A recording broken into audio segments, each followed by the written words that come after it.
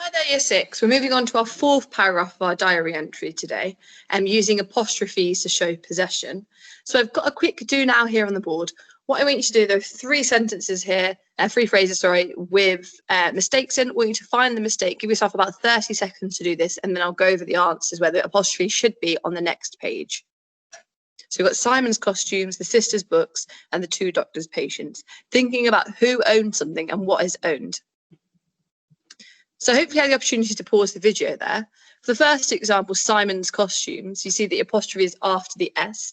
However, we know the rule that for singular possession, the apostrophe goes before the S. So it should be Simon apostrophe S costumes. The second example, the sisters' books. Again, the apostrophe was put before the S, but thinking about it, sisters must automatically be more than one. With plural possession, the apostrophe goes after the S, so it should be a sisters apostrophe books. And the third example, the two doctors' patients, we know because it specifies two doctors, the apostrophe must go after the S, and I've got the rule at the bottom, apostrophe goes before the S for single owner and after the S for multiple. So third example, the apostrophe should go after the S. Hope that's reminded you of the rules for possessive apostrophes just before our lesson today. So just to recap, we should be really familiar with this now. What are possessive apostrophes? So a possessive apostrophe shows that one thing belongs to or is connected to something. And again, we call this connection between two things possession. And the apostrophe, which is used, the symbol at the top here, the orange symbol, sits at the end of who something belongs to, and that is a noun.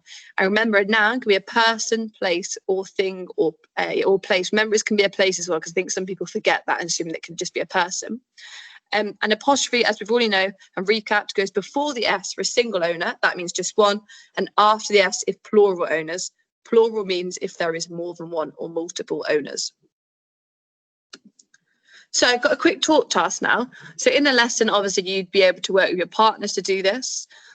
But I think it might be a nice opportunity to pause the video now. I think give yourself a minute or two for this task. Reading these 5 examples here, putting the possessive apostrophe in the correct positions below, remembering the rule that the possessive apostrophe goes before the S for single and after the S for plural. I'll read out these 5 sentences now while you're thinking about where the possessive apostrophe should go. Remember, step number 1, identify the person who owns something or place or thing. And that's what the possessive apostrophe gets attached to. And step number 2, look to see whether the thing, person, or place which owns something is singular or plural. If it's single, if it's just one, you put the apostrophe before the S. If there's more than one, you put it after the S. So I'll read out the examples now. And while I'm reading it, think, is the person who owns something single or plural, or are there more than one? So you've got the shoemaker's voice was loud. The girl's eyes were kind. The nurse's face was pretty. The nurse's voice was reassuring, and the evacuee's cries were loud. But I'm going to pause this now. Step number 1, identify who owns something or what owns something. Step 2, was the thing which owns something single, or are there more than one? Step number 3, if it's single, put the apostrophe before the S. If it's multiple, put the apostrophe after the S. So these are the corrections for that, or the correct answers for that. The shoemaker's voice was kind. The apostrophe should go before the S because there is only one shoemaker in this story from Salt to the Sea. The girl's eyes were kind. Now, although the girl has more than one eye, there's only one girl. We're talking about Joanna in this example. Because there's one girl, the apostrophe should go before the S after the L. Again, the nurse, there's only one nurse, Joanna, so the apostrophe goes. The nurse's face was pretty, it should go before the S. The nurse's voice was reassuring, again before the S, and the evacuee's cries were loud. This time there are so many evacuees, the apostrophe should go after the S because there are plural, many evacuees in that room. So, just to remind you, back on this slide, you might want to make notes of these sentences because these are exact ones which can be used in your paragraph today. So you might want to magpie these for your writing, pause the video now and make notes of them. This will also help you. I want you to try and sort the following examples into singular and plural owners. So we've got the nurse, the barn, the evacuees, the girl, and can you think of any more? So you might want to pause this video again now, 30 seconds, and try and sort these things into single or plural, because that will help me to decide whether these things have an apostrophe before the S or after the S.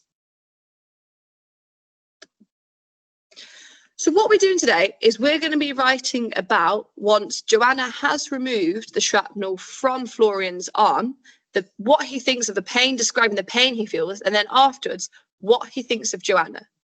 And remember, Joanna is the nurse who removes the shrapnel from his arm. And remembering, we discussed this in previous days, shrapnel is a bit of bomb which gets embedded in people's wounds and becomes really, really dangerous if not removed, because it can cause infection. So I'm going to read out the extract now from Salt to the Sea, which might help you in your writing today. I've screenshot it on the screen so that you are able to follow along and remind yourself, while I'm reading it, of the pain which Florian felt and also what he thought of Joanna.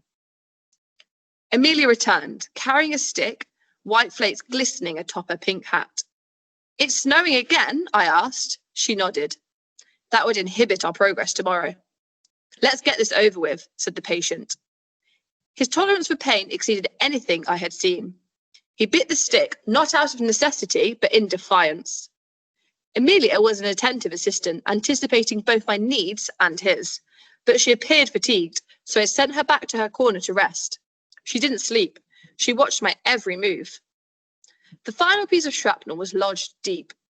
My knuckles disappeared as I reached inside the wound for it. I was concerned about gangrene, but didn't mention it. The pain was enough for him to contend with. I leaned down and whispered, "I think I got it all. It was deep and the wound is wide. I'm going to ask the shoemaker and have him sew it up. He's probably got a tighter stitch." He spit out the stick. "No, you do it." He paused. "Please." I looked at the open wound. Poet sewed a lot of leather and would seam it cleaner than I could, but if blood and flesh bothered that old man, it would only make things worse. I sewed and dressed the wound. "So I didn't see your papers, but I did spy cigarettes in your pocket," I told him, wiping my hands. So, hopefully that reminds you, key bits from that. Remember, the patient is Florian, and you'll write in the diary today from Florian's point of view. It says here, his tolerance for pain exceeded anything I had seen. He bit the stick, not out of necessity, but in defiance. So this implies that it was extremely painful, okay? The shrapnel was embedded so deeply that normally it would require an anaesthetic to take this out. This is something which numbs the pain. But they didn't have this there because remember the scene, they're in a barn, they had limited medical resources. So all they had was a stick for him to chew on, for him to stop the pain. And this was really common during the war. However, it says here that his tolerance for pain exceeded anything. He didn't really moan much. Maybe he wanted to put a brave face on in front of Joanna. Maybe he's used to this much pain before. Maybe all the other pain in the war has kind of numbed this. So it shows that he puts on a brave face. He doesn't moan about it. He just kind of gets on with it. However, it would have been extremely painful for him. So it might have shown in his face. He might have looked really painful. The blood might have gone from his face. He might have looked very white. He might have chewed it hard. He might have seen the pain in his eyes, but he wouldn't have made a noise or showed it because he wanted to appear brave because he obviously likes Joanna too. And it says that the final piece of shrapnel was lodged deep. That means that she would have had to go deep for it, meaning that it was extremely painful, even more so maybe than normal operations to remove the shrapnel. For our writing today, as I've said before, the two steps here, which I've written on the side. Step number 1, write about the pain which Florian felt when Joanna removed the shrapnel. And secondly, what did Florian think of Joanna? Remember, we are using apostrophes to show possession today, which we've been working on so much over the last 2 and 3 weeks. So at this point in the lesson, I'd usually do a shared write, getting your ideas. I've obviously had to do that without you.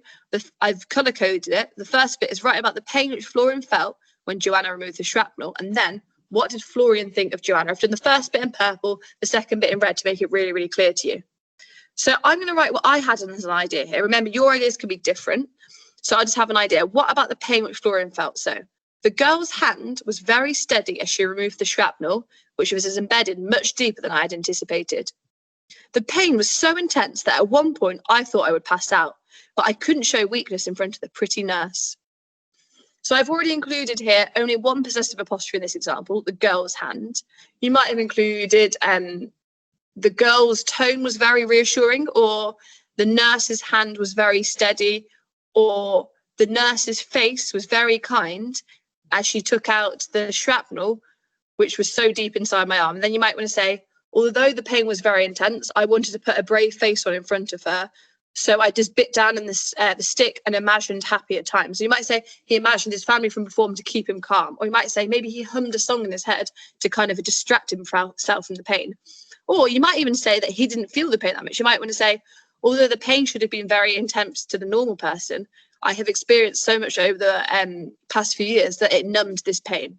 Okay, so you might want to pause this video here now and think about what you're going to write for this first bit about the pain which Florian felt when Joanna removed the shrapnel, remembering that this should be a page long in total. I've obviously written an example here, but you're going to expand on that, maybe referring to the pain he felt before, maybe before the war, this would have made him pass out. You might want to say he felt the blood drain from his face, but he still breathed deeply to try and control it. Try and think about what you'd write here, remembering to include a possessive apostrophe. The second example, what did Florian think of Joanna? I've written here, the nurse has certainly impressed me. I expected her to be far more squeamish and hysterical. Squeamish means if you make a lot of noise and fuss at the sight of blood, but she's really used to it. And hysterical is when you get really agitated. However, I still couldn't forgive her for taking my papers, no matter how kind her face was, ... So this is just saying that, remembering the previous bit in the book, he saw her going throughout his coat pocket and finding his identity papers because she wanted to find out what he was about, where he's from, etc. And he's obviously very skeptical and suspicious of this. So even though he hasn't fully forgiven her for this, he was probably really, really impressed with the way in which she removes the shrapnel, because maybe he didn't expect her to be as good at this, okay? And he probably was grateful deep down for her doing this because he realised he would have died if she hadn't removed it. So you might want to include that now. I will never forget the nurse's kind face as she removed the shrapnel. I know she saved my life by doing this. Not that I had much of a life left, you might want to say. You might want to refer to maybe he didn't have much reason to live, but he was still grateful that she ended the pain by removing the shrapnel. I wish I could have had some anaesthetic or some vodka to numb the pain, but I know I needed it to clean the dressing more and survive more or something like that, okay? So remember, for your paragraph today, you're still carrying on from Florian's point of view, so it needs to be in first person point of view. Try and make it a page long. You include as many possessive apostrophes as possible. On your help sheet, I will include a table with possessive apostrophes, and I will also include the steps to success for you to include. And remember, you put an apostrophe before the S if the owner is single or one, and after the S if there are plural owners. And I will also include the steps to success just to remind you about this rule for possessive apostrophes on your independent task sheet. Good luck, and I can't wait to see your diary entry on Seesaw.